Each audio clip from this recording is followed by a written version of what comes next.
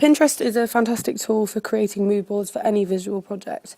In this video, we'll show you the basics of Pinterest, how to create your own boards, source images for inspiration, and build your concept from start to finish.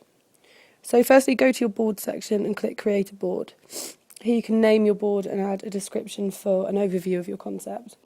For example, here I'm going to put in New Club Night, and in the description box, Thursday nights at Prism, house, disco and funk. You can set your board to secret or public depending on who you want to view it. There are 3 ways you can then upload images to your board. You can do this either directly from your computer, via a third-party website, or straight from Pinterest. From your computer, select your file and add a description for the pin, and then pin it to your board. From a website, simply copy and paste the desired URL into Pinterest and click Find Images. Pinterest will then highlight all the available images on that page for you to select and upload. By clicking Pin It, you can then add a description to your board.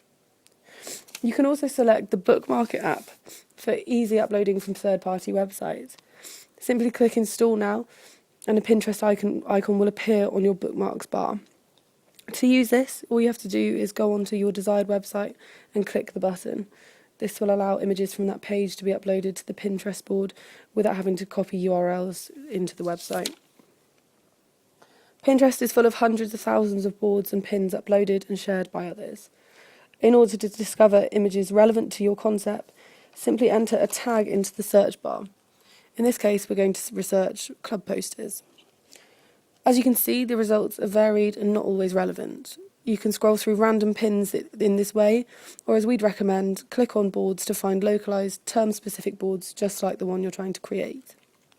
When you find a pin that meets your requirements, click Pin It to add to your board. You can add more comments should you wish, which can be helpful when sharing your board with others for a clear explanation of your reasoning and thought process. When you find a board that's particularly inspiring, you can click Follow. By doing so, any updates to this board will be highlighted directly onto your homepage or newsfeed for future inspiration. Unless your board is set to secret, other pinners can follow and repin your posts in exactly the same way. Some things that we'd recommend when creating a concept for a new club night would be first and foremost to identify your key search words. The more specific, the easier and faster your browsing experience will be.